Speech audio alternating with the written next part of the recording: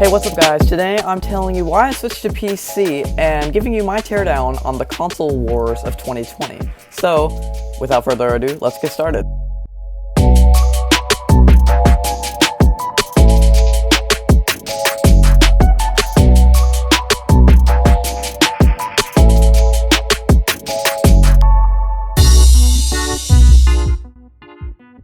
So basically, if you're watching this video, you're probably in this situation. Do I buy a PC or a console? And what console do I buy?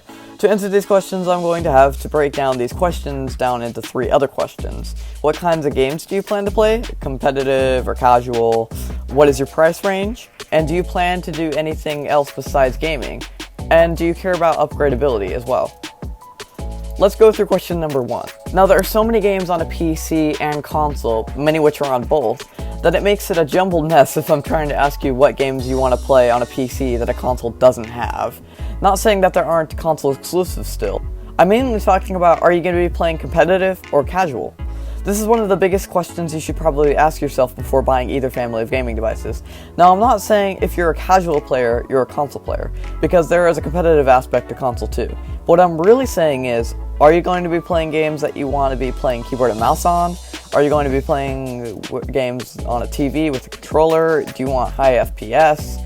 If you're a person who prefers playing with keyboard and mouse and you like that more competitive, smooth FPS, then PC would fit you perfectly. On the other hand, if you're more into lying on the couch with your controller and you don't particularly care about FPS, meaning you're probably okay with 60 or 120 FPS, then I'd lead more towards the console side, as it's more geared towards TV displays.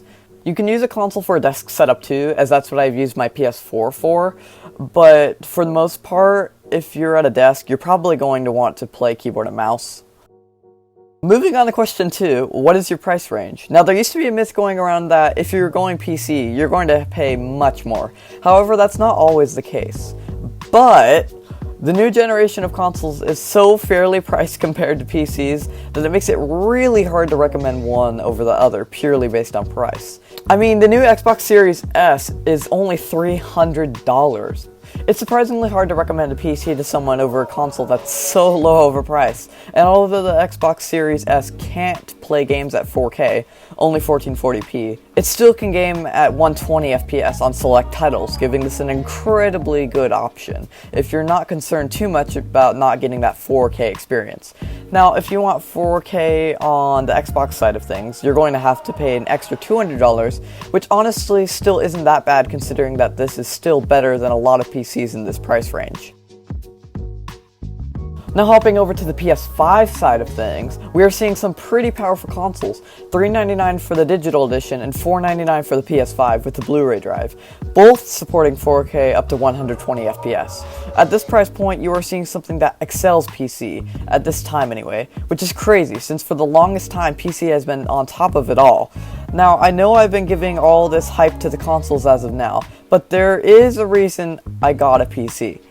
Why, oh why console do you still do this? You still have to pay a fee to play online.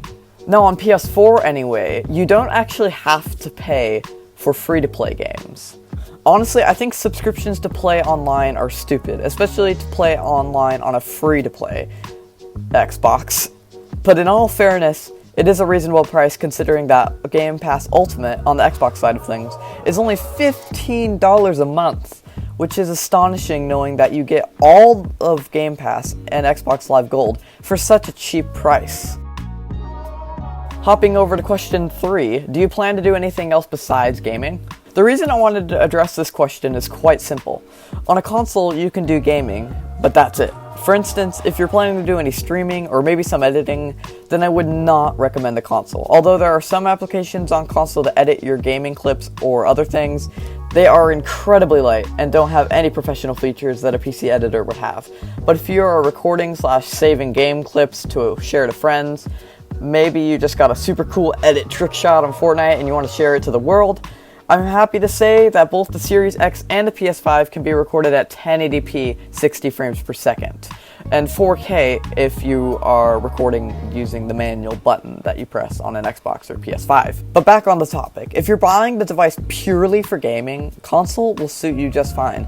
But if you're looking at editing or streaming, console won't handle that sort of thing with the professionalism that a PC does.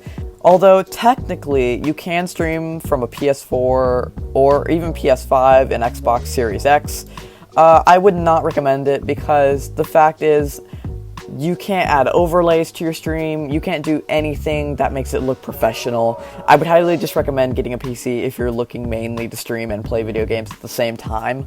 Although you gotta make sure that you're getting a decent graphics card if you're gonna be streaming and playing games at the same time. Here are a few notes to add really quickly before I conclude this video. PCs are easily upgradable. If you like having the best of the best every 1 or 2 years, PC is the one to choose. For example, every 1 or 2 years, you could get a new GPU upgrade, or upgrade your CPU, or even upgrade your RAM to get better performance. The only thing you can upgrade on a console is the storage, which won't really boost your performance. And plus, you can use an external drive, an external 3.0 drive that is, anyway, to play games if you want more storage. In conclusion, guys, if you really like being able to adjust your graphics and stream a little bit or edit, then I would highly recommend PC, as it works perfect for those areas. On the other hand, though, if you don't mind paying a small subscription to play online, and are okay with some games maybe not coming with keyboard and mouse support for console, then console is just fine for you. But remember guys, this is not my decision to make. It's yours. Please don't let me make your decision for you, as it's all your decision. I just want to help you guys make a better decision, that's all. Both options are great. I mean, I know, I used to have a console too. Thanks for watching, guys. Hope I could help you out a little bit on your journey to be a gamer.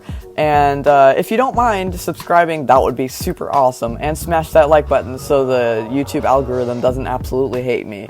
So yeah, guys, see you in the next one.